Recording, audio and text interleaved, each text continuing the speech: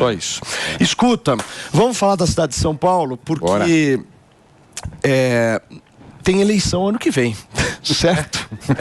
Ano que vem. Ano que vem tem eleição. E o senhor é candidato à reeleição, certo? A minha pergunta é muito simples. Você vai ser candidato da direita ou não? Também. Também? Você viu que eu uso o Hervix e... Cara, Felipe, olha aqui, ó. Maravilhoso. Você comprou estoque de Hervix, né? Você chegou à almofada massageadora também. Muito bom. Não, mas quando eu te pergunto isso, eu pergunto, obviamente, porque a gente aqui está recebendo vários candidatos, pré-candidatos até, gente que está querendo, de alguma forma, se colocar no ano que vem. E tem a candidatura colocada do Ricardo Salles. Eu ouvi uma história, um bafafá político, eu adoro jogar bafafás políticos, prefeito, a roda, de que haveria possibilidade, inclusive do partido do Valdemar da Costa Neto, o PL, que hoje também é partido do Bolsonaro, te convidar para sair do MDB e entrar no PL. Existe essa possibilidade? Não, Paulo, o convite, a Renata Abreu do Podemos falou, olha, não que convidou, olha, se quiser vir para o Podemos pode vir, o Milton Leite, se quiser vir para o União Brasil, vem, vai ser bem-vindo, o Carlinhos do PL, se quiser vir, o Isaac, presidente do PL aqui em São Paulo, nada assim de sentar na mesa e falar, olha, venha para ser candidato, não tem, a gente tem, aquilo que eu tenho comentado é de que a gente tem uma relação boa com o PL. O PL fez parte da nossa coligação na eleição de 2020. Nós ganhamos a eleição juntos e continuamos o governo juntos, né? O Ricardo entrou depois no PL, então é natural que ele queira ser candidato sem nenhum problema, mas não dá para desconsiderar uma relação que a gente tem antes, que antecede a entrada dele no partido. Ou seja, você está trabalhando para o PL te apoiar, independente se você saia ou não do MDB. Seria o meu desejo. Evidentemente tem a dinâmica do PL, né? Obviamente a autonomia deles, mas que a gente tem uma boa relação e que a gente tem feito um trabalho junto. É importante colocar isso, Paulo. Na eleição de 2020, o PL fez parte da coligação que foi escolhido pela população em 60% a continuidade de uma gestão que o PL já fazia parte. Então é um processo que a sociedade já avaliou em 2020, optou pela continuidade desse trabalho conjunto, né? Nosso com o PL, estamos juntos. Agora tem muito chão aí pela frente. Então, o que o prefeito está dizendo o PL não pode dizer que é oposição, né? Porque vem no governo há bastante tempo, né? Traduzindo, Salles não veio jogar pedra porque o PL está junto. É isso, acho que o importante é que a gente tenha um debate num nível bacana, né? Que as pessoas não ficam mentindo, criando fake news, fazendo declarações que não tem nenhuma comprovação. Acho que elevar o nível é importante. O prefeito, o senhor tem uma boa relação com o ex-presidente Bolsonaro? O que o senhor pensa sobre ele? Tenho uma boa relação. Dias atrás, inclusive, almocei com ele. Reiterei um agradecimento porque nós fizemos o acordo da dívida da cidade de São Paulo quando o presidente Bolsonaro era o presidente. Isso tirou de dívida da prefeitura 25 bilhões, nós pagávamos 280 milhões por mês. Até nesse almoço que eu tive com o presidente, eu comentava com ele, presidente, nós estamos com 1.300 obras hoje em andamento simultaneamente na cidade, muito por conta, a gente fez a reforma da Previdência, administrativa, mas também essa questão do acordo com o governo federal, que foi bom para o governo federal, foi bom para a prefeitura de São Paulo, nos ajudou bastante, e a relação com ele é muito boa desde a época que ele era presidente e eu prefeito, e agora recentemente, inclusive estive lá na posse da deputada Maria Rosana Vale no PL Mulher, a Michele Bolsonaro até me chamou para falar, para citar as cidades, os bairros que estavam ali presentes, uma relação boa. Antônia.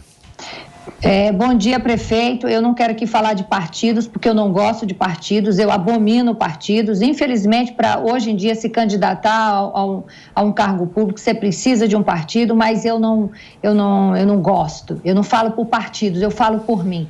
Então, eu tenho uma pergunta para o senhor. Aliás, duas. A primeira, você falou, é ruim a gente ouvir mentiras e fake news e tal. Eu gostaria que o senhor citasse uma fake news a respeito da sua prefeitura, do seu mandato, né, que lhe prejudicou.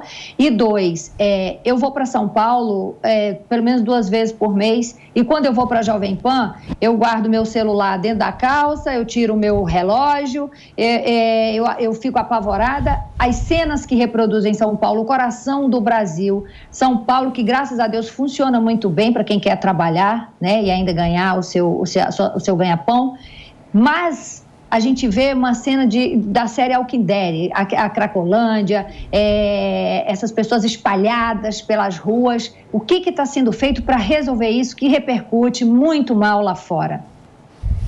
Antônia, primeiro que você vai compreender como uma pessoa bastante inteligente, que eu não vou ficar repetindo fake news aqui, fazendo reverberação, publicidade de coisas que já não deveriam sequer ter acontecido. Se eu for repetir aqui, eu vou Mas é bom desmentir, ninguém melhor que o senhor para desmentir. Falar, disseram isso do meu mandato, da minha prefeitura, e isso não procede, porque é nada melhor do que a gente mesmo para se defender, né? Daquilo de calúnias que cometem contra a gente. Eu sou assim, quando alguém comete uma calúnia ao meu respeito, eu vou lá e mostro que aquilo não procede. Não pago assessoria, não boto ninguém para falar por mim. Então, se eu estou num espaço agora, numa TV, que graças a Deus o nosso programa está liderando, acho que é o momento de você dizer, tal coisa não procede. Então, eu não vou ficar fazendo reverberação de coisas que as pessoas criam de mentira, porque não sou eu que vou colocar mais ainda numa situação, lenha na fogueira, de reverberar isso. A cidade de São Paulo, Antônia, você sabe que eu fico muito triste quando alguém só fala mal da cidade, sabe? Cansa um pouco isso, né? Essa cidade é uma cidade sensacional, tem seus problemas, óbvio que tem. Se você for hoje em Detroit, se você for hoje em Washington, se você for hoje em Vancouver, no Canadá, você vai ver uma quantidade de pessoas em situação de rua, né? E o Google está aí, né? Coloca aí pessoas em situação de rua em Vancouver, no Canadá. Você vai ver o que... Mas a gente não quer saber de Vancouver, prefeito. A gente está aqui no Brasil, que já está... Você não vai deixar eu falar? Lama. Você me perdoe. A gente não quer exemplo ruim. A gente quer um prefeito que vira e fala, eu vou resolver isso assim, assim, assado. Porque nós estamos no Brasil, a gente não quer saber de incompetência lá de fora. Se você pegar essas cidades, que são cidades grandes do mundo, não é diferente do que a cidade de São Paulo, que é uma grande cidade do mundo, aonde por conta da pandemia aumentou o número das pessoas em situação de rua. O que eu estou querendo falar, e obrigado por você me deixar poder responder, é de que a resposta da cidade de São Paulo tem sido melhor do que essas outras cidades. Hoje a gente tem uma situação de pessoas em situação de rua menor do que a gente tinha no ano passado. No ano passado, para você ter uma ideia, nós conseguimos, com o trabalho que toda a equipe da Prefeitura desenvolveu, fazer com que 10.744 pessoas que estavam nos nossos abrigamentos saíssem da situação de rua, arrumassem emprego, alugassem uma casa, voltassem para o seu estado do município. A Prefeitura forneceu 1.950 passagens para quem pediu para voltar para os seus estados e municípios. Queremos o programa Reencontro, que são as casinhas de 18 metros quadrados, os CAIs, Centro de Acolhimento Especial, alugamos hotel para as famílias, mas mais do que isso, Antônia, nós criamos na cidade, estamos criando uma situação de oportunidade para as pessoas. A grande ferramenta para diminuir a desigualdade social é a oportunidade de geração de emprego e renda. No ano passado, né? Obrigado por você me deixar responder. Na cidade de São Paulo, entre admissões e demissões, nós tivemos 186 mil empregos formais no saldo positivo, dado do CAGED, né? Que pode ser comprovado aí, que é do Ministério do Trabalho. Então, quando a gente cria um ambiente na cidade de oportunidade de emprego e renda, tem os acolhimentos, a gente vai conseguindo resolver essa situação de uma forma paulativa. Evidentemente, gostaria de ter uma vara mágica e resolver os problemas de uma hora para outra. Não é assim. Agora que a gente está numa situação melhor de resposta para essa situação do que as outras cidades, por isso que eu citei as outras cidades, né? Isso é uma coisa que são dados muito claros. Hoje, não sei se faz tempo que você não vem aqui em São Paulo, mas a situação hoje na cidade, se você andando pela cidade, é muito melhor. Eu acabei de entrar aqui, encontrei uma moça que trabalha aqui, que mora na Santa Cecília, me relatando que ali na região da Santa Cecília, ela faz parte, inclusive, de uma comunidade ali da Cristolândia, que está melhor. O fotógrafo que acabei de encontrar, Agora que eu estava aguardando para entrar aqui, falando, olha, prefeito, o meu filho nasceu, eu já coloquei a vaga na creche, entregaram o leite, levaram o kit para ele poder desenvolver suas atividades. Então, as coisas na cidade, você pode até não querer reconhecer, mas que estão melhor, estão. 1.300 obras.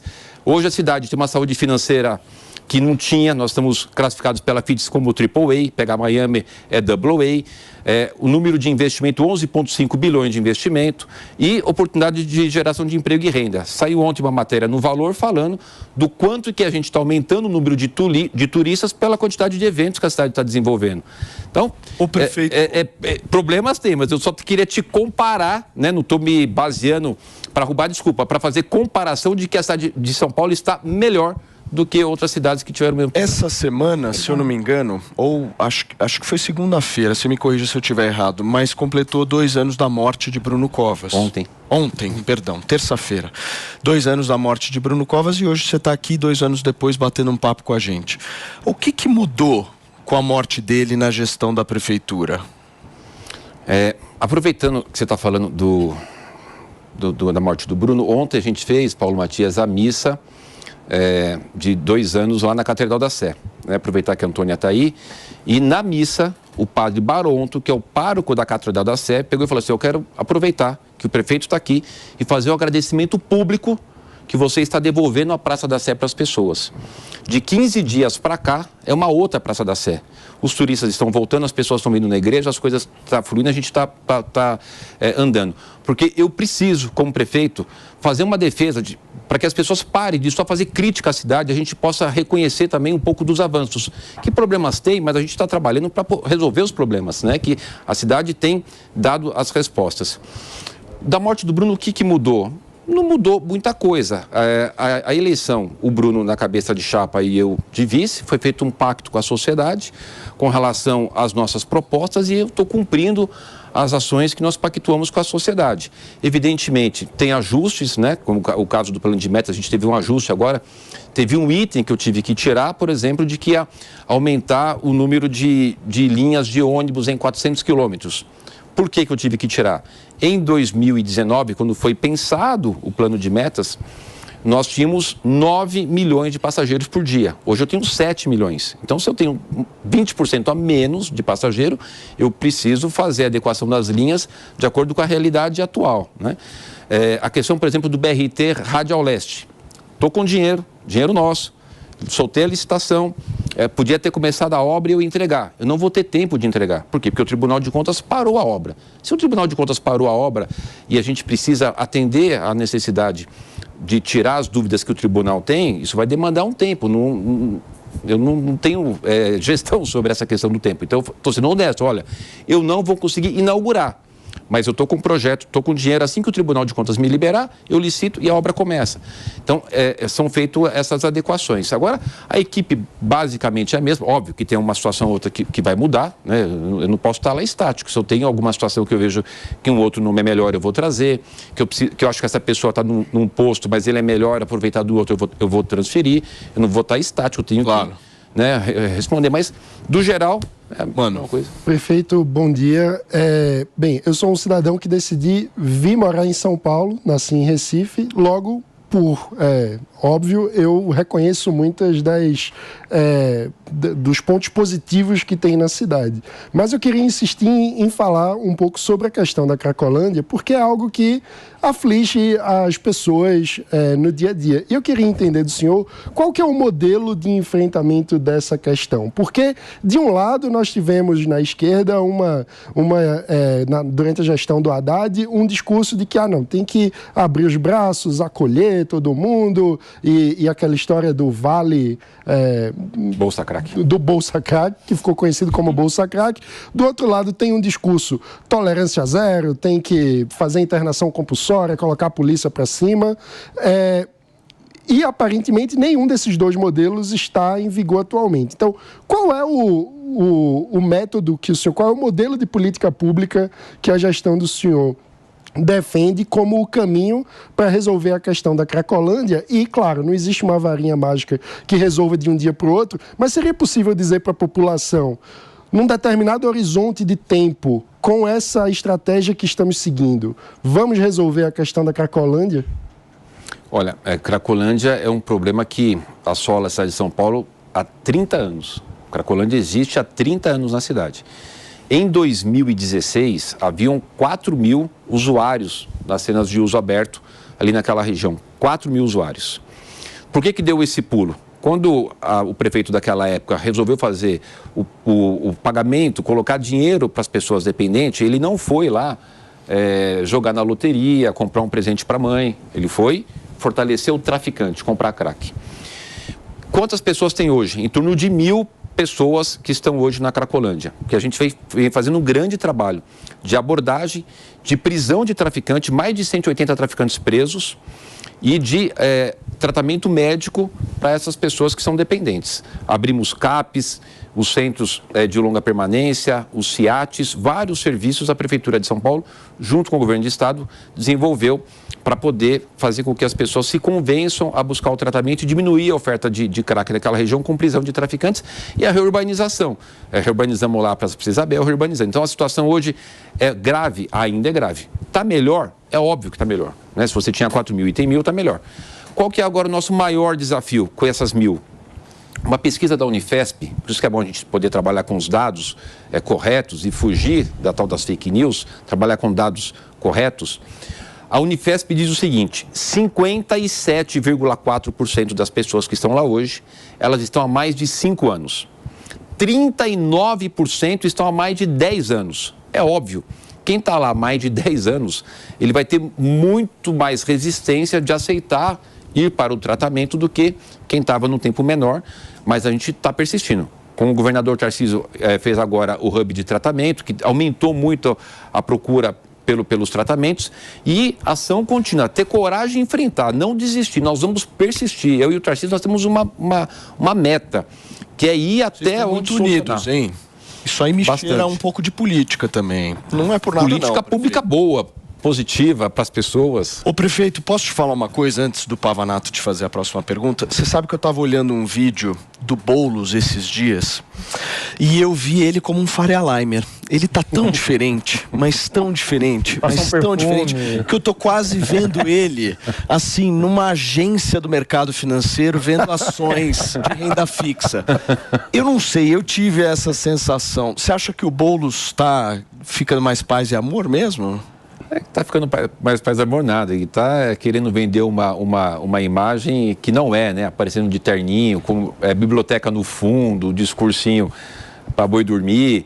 E aproveitando, a gente está falando de segurança. Eu fiz o edital para colocar as 20 mil câmeras na cidade, inclusive 2.500 ali no centro, com inteligência artificial. E ontem ele entrou com uma ação contra você, para a gente poder parar a licitação. Então, é o tempo inteiro esse cara entrando com a ação. Distorcendo o propósito, né? Distorcendo o propósito. Então, toda hora entrando com a ação, ele e o partido dele, para que a prefeitura não desenvolva as suas atividades. Mas ele é o grande candidato competitivo das eleições do ano que vem, né? Ou seja, independente de quem vá para o segundo turno, provavelmente vá com ele, né? Ele é o que estão mostrando. A pesquisa mostra isso. Ele, até aproveitar que você está falando de pesquisa, restabelecer uma verdade aqui, né? A pesquisa que saiu da Paraná, que foi o instituto que mais acertou na última eleição, coloca em primeiro ele, eu em segundo e um outro rapaz bem longe lá em terceiro lugar. Sem os apoios.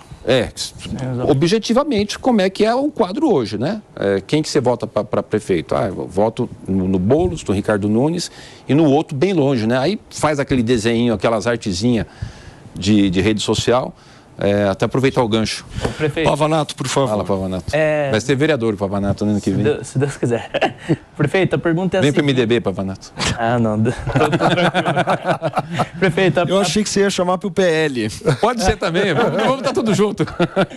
Prefeito, a pergunta é a seguinte: nós temos alguns imóveis invadidos aqui na cidade de São Paulo, temos problemas com isso, né? A propriedade privada sendo desrespeitada, e o candidato aí que está na frente nas pesquisas, o Guilherme Boulos, ele é um cara que sempre foi ligado a esse tipo de movimento de invasão, de movimento que desrespeita a propriedade privada. Tem até uma CPI sendo ensaiada na Câmara Municipal para investigar esse tipo de movimento. Eu queria saber, primeiro, qual a sua opinião sobre isso, como que a cidade vai agir para lidar e fazer com que a propriedade privada seja realmente respeitada na cidade de São Paulo. E segundo, como derrotar esse cara eleitoralmente? Ele é digno de São Paulo, Guilherme Boulos? Acho que como derrotá-lo é só mostrar quem ele é, né? Então a gente tem uma situação de uma pessoa que incentiva e participa e lidera invasões, né? Você pega, por exemplo, uma região na área de mananciais ali do lado da represa Guarapiranga, que em 2013, portanto há 10 anos, ele liderou uma grande invasão, chamado Nova Palestina. Vai ver a situação que aquelas pessoas estão lá hoje. Tem lá algumas poucas tendas de lona, sem nenhuma estrutura, quer dizer, 10 anos de venda de ilusão para as pessoas, né? E, por outro lado, o que a gente vai mostrar? O trabalho que a gente está fazendo de políticas habitacionais. Estamos fazendo o maior programa habitacional que essa cidade já teve na sua história. Eu já entreguei 5.962 chaves, estou com 18.200 em construção, 45 mil que eu vou adquirir direto do privado, 22 mil assinadas na PPP da habitação, 14 mil assinadas com as entidades de moradia, as entidades corretas, sérias, para poder atender a lista deles. Enfim, mostrar que a gente pode fazer política pública correta, que as pessoas que invadem não terão vez aqui na cidade e combater isso, né? Você imagina, você está falando, Papanato, de invasão. Eu estou falando assim que ele é capaz, inclusive como fez, de fazer invasão em área de proteção ambiental. Meu Deus. Tirou toda a mata lá de uma área de proteção para poder invadir e vai lá hoje ver. Tá lá, só ficou a terra com as plantas. Eu vou desapropriar, vou fazer um parque, vou lá plantar árvore, recuperar aquela mata. Então é mostrar o que ele é, o que ele defende e defender São Paulo. Agora ele é sapatênis. Deixa eu te fazer uma pergunta.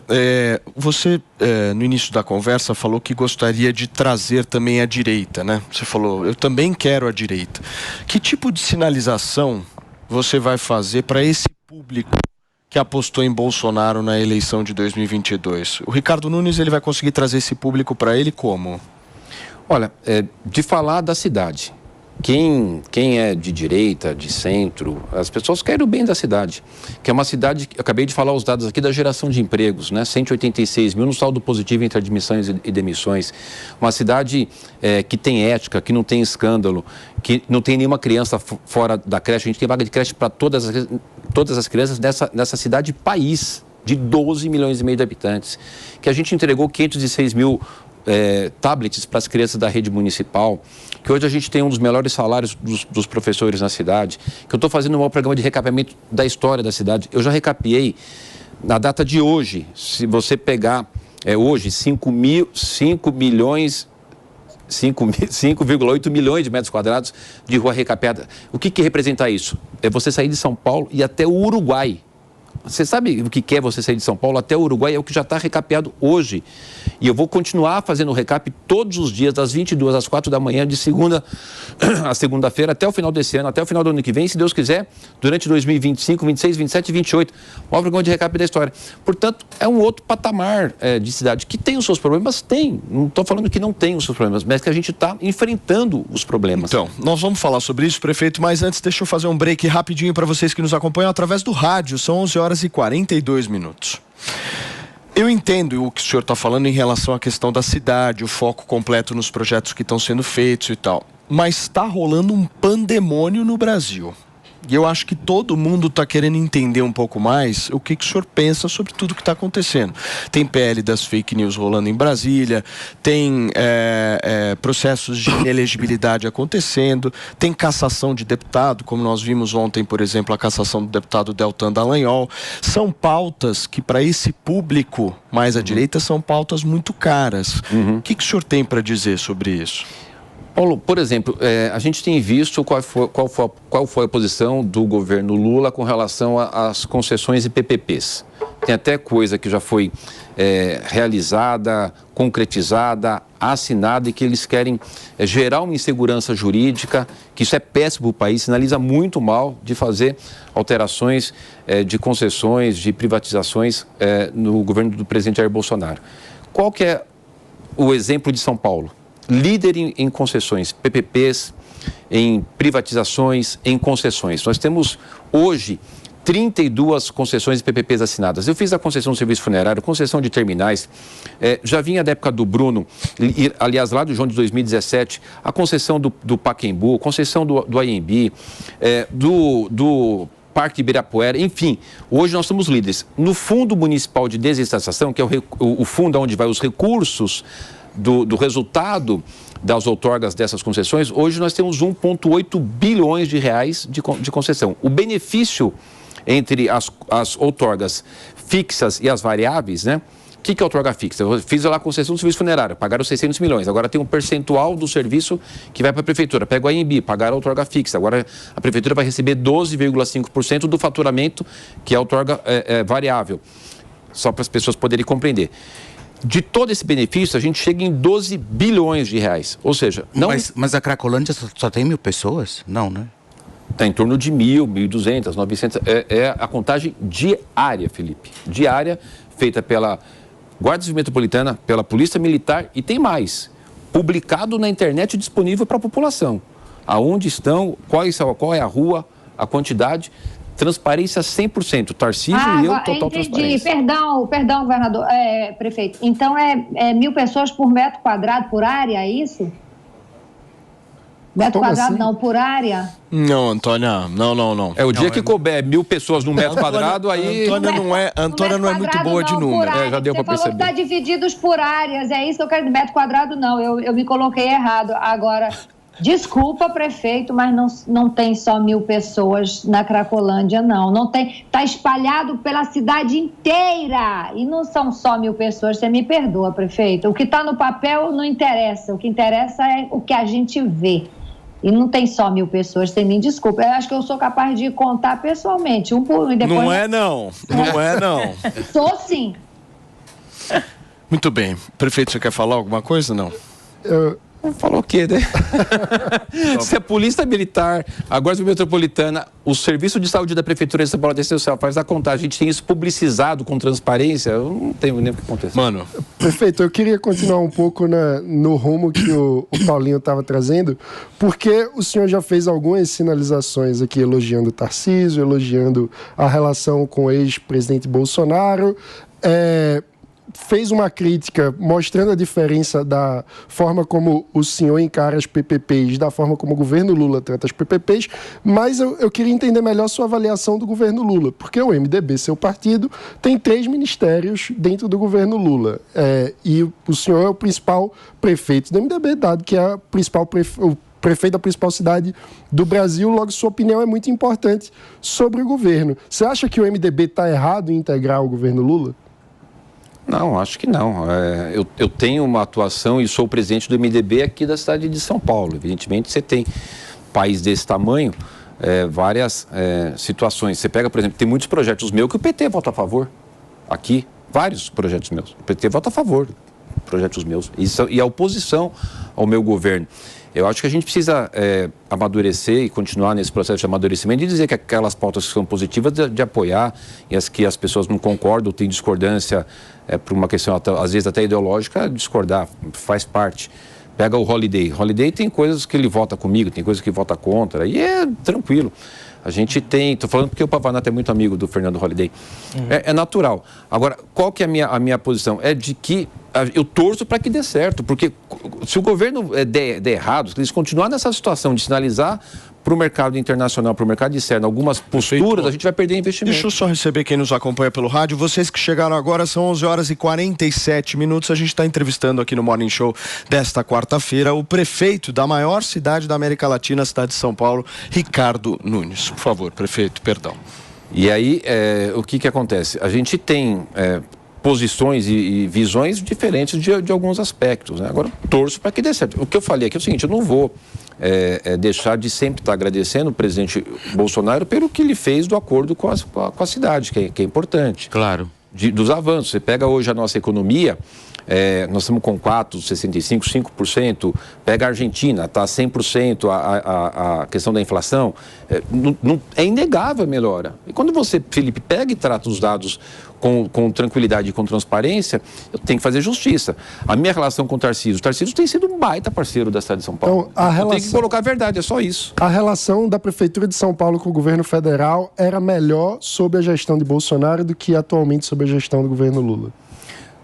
Com relação ao relacionamento, sim, eu tive toda a atenção de todos os aspectos no governo do presidente Jair Bolsonaro. No presidente Lula, eu vou estar sexta-feira, vai vir na prefeitura o ministro Wellington Dias. Eu não vou deixar, no interesse da cidade, dialogar e conversar para colocar na mesa tudo aquilo que foi importante para a cidade.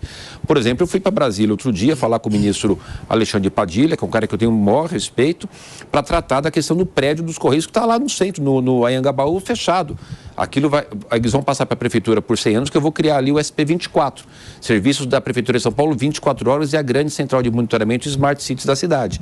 Então, eu não usarei essa questão ideológica para poder colocar o interesse da cidade em segundo plano. Se eu tiver que falar com o ministro, tiver que ir para Brasília... O presidente Lula chamou, quando teve aquela questão das escolas, chamou os governadores e 5, 6 prefeitos. Eu fui para lá escutar o que teria para dar de contribuição. O prefeito, você sabe que eu vi uma entrevista esses dias do senador Giordano, que é do seu partido MDB, aqui em São Paulo. Uhum. E ele falou claramente que ele vai ser o coordenador da campanha do Boulos. Uhum. Eu não entendi absolutamente nada, assim, eu gostaria... Mas eles se combinam. Mas ele é do seu partido. Mas ele devia ir pro PSOL, porque ele tem a característica do Guilherme Boulos. Ele pensa igual. Esse senador foi o que assumiu no lugar do Major Olímpio. A galera não conhece, ninguém sabe direito quem ele é. Prefeito, mas quando o senhor fala isso, o eleitor deve entender, então, que o MDB não é um partido confiável? Que eu posso votar no MDB e eleger alguém alinhado com Boulos? Não, mas por que você está falando? Porque ele é integrante do seu partido, o senhor está dizendo que ele não devia ser. Não, ele não teria que estar expulso do seu partido. Eu defendo isso. Ele não se elegeu pelo MDB. Depois que ele assumiu, quando a gente perdeu o Major Olímpio... Ele era do PSL, né? Ele era do PSL. Mas está no MDB. Sim. Entrou. Tá, mas até aí... Ué? Ele está e eu tô te dizendo que eu acho que não deveria estar, né? Aqui não vai ser Moro no show, é Morning Show. Eu realmente não entendi, assim, o cara é do partido do Ricardo Nunes e falou abertamente que vai coordenar a campanha do Boulos. Falei, tem alguma coisa aí. Ou seja, que o MDB é uma grande salada de fruta, né, prefeito? O senhor vê um caminho para o MDB ter uma identidade mais forte junto ao eleitor ou a perspectiva é que continue sendo uma salada de fruta? Não, primeiro, eu não concordo com você que seja salada de fruta. É um partido grande que representa uma parte da sociedade que fez e continua fazendo muito serviço para a sociedade. Você pega o histórico do Ulisses Guimarães, né? Enfim, a gente tem... Em todo lugar você vai ter pessoas, dentro da minha família, da tua família, dentro da Jovem Pan, de todo lugar, você vai ter pessoas que você vai ter mais afinidade, menos afinidade, que você vai ter pessoas boas, pessoas não tão boas, é natural desse processo. O que eu quero te dizer é o seguinte, Felipe, Olha, bastante, viu? Concordo. Aqui tem também, viu? Muito. Acho que não. Podia levar, inclusive, lá para a prefeitura. Eu só tô falando que a gente imaginar que tem essa hegemonia, não tem. Então, Uma pergunta fugindo um pouco do assunto, mas tem um PL tramitando em Brasília, que acabou não sendo votado, que é o PL das fake news. E muito se discute atualmente o tema da liberdade de expressão. Muitas pessoas estão preocupadas, né, com a possibilidade de censura no nosso país nas redes sociais. O senhor é a favor desse PL? O que o senhor pensa sobre a liberdade de expressão? Não, eu sou a favor 100% da liberdade de expressão. Não é 99,9%, é 100% a favor. Eu acho que, agora, evidentemente, você tem que ter as ações. Se fala muito, negócio da escola, não tem nada a ver, né? Isso você tem que punir, tem que controlar. Você não pode deixar mensagem de ódio que vai fazer com que os nossos alunos pratiquem ações, né? O jovem, ele vai muito a gente sabe, muito da onda, né? Você tem que estar assim... Mas combater o crime, né? Não censurar o opinião. Exatamente, essa é a minha opinião. 100% liberdade de expressão. Antoninha, você tem mais pergunta, meu amor? Por favor. Matemática. Não tenho. Eu estou postando uma foto aqui de uma ação policial na Cracolândia, que só na foto tem mais de 1.000 pessoas. Então, assim, eu vou continuar batendo nessa tecla que não é pessoal, o prefeito. Não tô vendo, tô percebendo. Não tem absolutamente nada contra o senhor, nem lhe conheço. Mas é que eu moro no Rio e em São Paulo a trabalho e isso me assusta. São Paulo é o coração do Brasil. Se não fosse, São Paulo não pode falhar, hipótese alguma, porque o Rio de Janeiro é férias. Aqui ninguém quer trabalhar. O Rio de Janeiro já não, ao meu ver, não tem mais jeito, prefeito. E quando eu bato em alguém e que não estou batendo no senhor, quando eu cobro, é porque eu ainda tenho esperança. No Rio de Janeiro eu já perdi as esperanças, infelizmente. Muda Aliás, pra São no país. Paulo. Mas eu moro no Rio de Janeiro. Agora, São Paulo é onde tudo acontece. Eu amo São Paulo, tá? Eu amo São Paulo. Tô vendo, Antônio. Não, eu amo São Paulo. Se eu estou cobrando claro. isso aqui, é porque é fato, entendeu? É fato. Eu tenho medo dessa cena aqui, coisas terríveis que vêm acontecendo. A gente vem, às vezes, aqui mesmo no programa, a gente mostra, tipo, cena de Alquidere de São Paulo, as pessoas sendo assaltadas. Não faz isso com a cidade, Antônio, não faz isso. São Paulo não merece ter alguém aí do Rio de Janeiro, aqui só falando mal e criticando. Não, amor, por favor. Eu falar. O senhor está falando como paulista, eu não sou bairrista. A vida inteira eu trabalhei em São Paulo, entendeu? Porque aqui no Rio de Janeiro ninguém quer trabalhar. Aqui no Rio de Janeiro ninguém quer trabalhar, igual os políticos de Brasília, que vão para Brasília, que eles chegam lá na terça, no fim do dia, e na quinta-feira de manhã já estão voltando. Então, assim, não é nada contra o senhor, é só uma cobrança para que as coisas melhorem. Porque o senhor vem e fala, há 30 anos que isso existe. Não vai ter um homem que vai chegar e vai falar, eu acabei com isso? Eu sinto falta de homens que chegam e batem no peito e falam, eu acabei com isso. É só isso. Prefeito, deixa eu te fazer uma pergunta focada nessa questão do passe livre, porque teve uma história forte aí de que o passe livre ia acontecer, todo mundo ia ter aquele ônibus gratuito. Isso tá como? Só para entender, em que pé que tá? Tá no Tribunal de Contas? Não está? Contextualiza, por favor, pra gente. Vamos lá. Quando a gente fez a nossa ação, nosso programa para ajudar a retomada econômica, quando a pandemia diminuiu, porque a pandemia gerou muito desemprego, aumento das pessoas em situação de rua, em São Paulo e nas grandes cidades do mundo, lembrando, a gente fez uma ação para poder fazer a retomada econômica. Reduzimos impostos, simplificamos, e uma de tantas atividades que a gente desenvolveu para retomar a economia, e deu certo, acabei de dar os dados da geração de emprego. Queria dar mais um dado só para a Antônia, que está no Rio de Janeiro. 2021, nós geramos 336 mil empregos formais em São Paulo. O Rio de Janeiro gerou 82. O Rio tem metade da população de São Paulo. A gente cresceu 4 vezes mais. Então, pode ter simpatia por mim ou não ter. É inegável o que São Paulo está fazendo. Os dados estão aí. Voltando aqui na questão... Vai rolar ou não vai o passe livre? Está fazendo estudo. E a gente manteve a tarifa congelada, já é o 3º ano consecutivo, nessa questão de incentivar o transporte coletivo. Tem uma questão, Paulo Matias, que é importante, e eu tenho aqui essa oportunidade, aqui no Morning Show, nós vamos poder falar. A gente precisa pensar nas políticas públicas de forma macro. O que acontece na questão macro do transporte coletivo? Nós tínhamos, em 2019...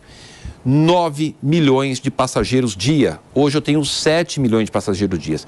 O que eu preciso fazer de forma macro? Incentivar o transporte coletivo, desincentivar o transporte individual. Aí eu melhoro o trânsito, melhoro a qualidade do ar. Vocês percebem que são coisas macros. Por isso que eu estou mantendo a tarifa congelada. Mesmo que a prefeitura tenha que colocar mais recursos de subsídio, porque é uma decisão de política macro, política pública macro. A ideia é fazer o transporte gratuito, porque todas as 52 cidades do Brasil que fizeram a tarifa gratuita melhoraram dentro do aspecto da economia, portanto melhoraram a geração de emprego e de renda nas cidades. A gente pode ter essa experiência aqui. São Paulo tem muito trânsito, cresceu demais de forma desorganizada. Não tem mais onde fazer viaduto, ainda vou fazer ali o viaduto assim na Madureira, vamos fazer... Com vícios, né? Hã? E com vícios, né? Com vícios, Felipe. E outra coisa, a gente tem que ter ações para que as pessoas possam usar mais o transporte coletivo, né? Prefeito, mas como equilibrar o orçamento para não... Aí é que está a agressão. Ponto. O Pavanato falou, você vai para a Comissão de Finanças lá quando você for vereador. Tudo tem que equilibrar o orçamento. O Paulo, muito rápido aqui para a pessoa entender, eu sei que aqui é dinâmico.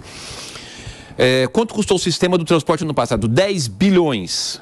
10 bilhões. Pagou pneu, diesel, motorista, carro, garagem, tudo. Custou 10 bi. Nós arrecadamos 5 bi de tarifa.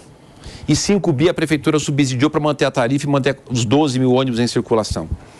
Qual que é a ideia? Se fizer o transporte gratuito, 5 mil de tarifa eu já tenho, que eu preciso fazer uma alteração na legislação federal para que uma parte desse valor, o empregador, quando ele vai dar o vale transporte, ele, ao invés de dar o vale para a pessoa, ele recolha para o Fundo Municipal de Transporte e a gente trazer receitas acessórias. Como, por exemplo, aqui não está certo, estou colocando ideias.